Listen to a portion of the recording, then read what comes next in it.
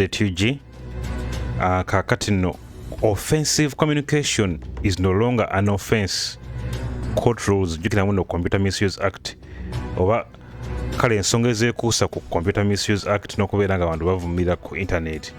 The Constitutional Court in Kampala has ruled that Section 25 of the Computer Misuse Act 2011, which speaks about offensive communication, contravenes the Constitution and is therefore outlawed. The Constitution Court in Nagambye, in 2016, two people, including lawyer Andrew Karamaji and Robert Shaka, went to court to challenge the section of the law that they urged infringes on citizens' right. Baloya babiri okuli Andrew Karamaji ne Robert Shaka bagenda mu kkooti okubeera nga bachalenging etteeka eryali libeera nga lijjako abantu eddembe lyabwe. Okitegeera Section 25 of the Computer Misuse Act 2001, also known commonly as offensive communication, is described as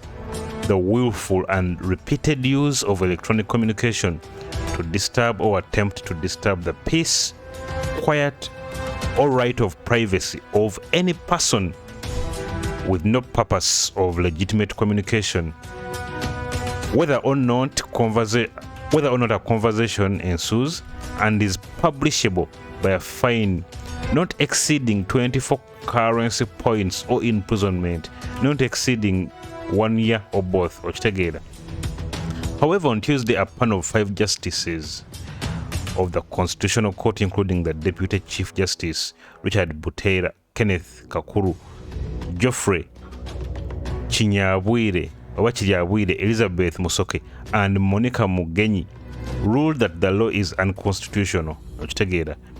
I find that the impugned section is unjustifiable as it curtails the freedom of speech in a free and democratic society.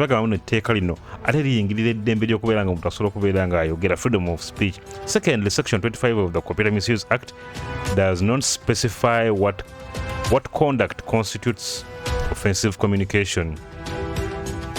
To that extent, it does not afford sufficient guidance for legal debate. Thirdly, it is vague, overly broad and ambiguous. Therefore, I find that the impugned section is inconsistent with and or in contravention of Article 29 of the Constitution, Justice Kakuru said in the lead judgment. Okitegera bagamba mu etteeka lino ate liyingirira eddembe ly'obuntu oba liyingirira etteeka ery'eddembe ly'obuntu.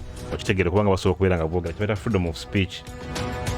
Era olw'ensonga ezo bagamba mu etteeka lino liyinza okuba nga bajja kulisazaamu. Okitegeera okusinziira ku kkooti mu nsi eri democratic era nga erina eddembe, prosecuting people for the content of their communication is a violation of what falls with guarantees of freedom of expression in a democratic society. The court insisted that it is unjustifiable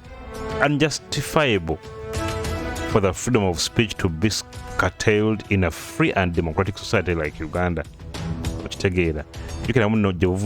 the past, the government has been accused of using the Computer Misuse Act to capture members of the public, especially from the opposition, who are criticizing it. A number of activists, including Stella Nyanzi, writer Kakwenzaro Kirabashaija, and many others, have in the past been arrested and detained for allegedly breaking the specific law.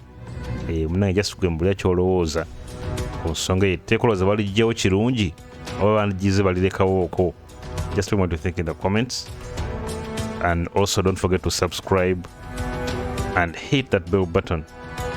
Peace.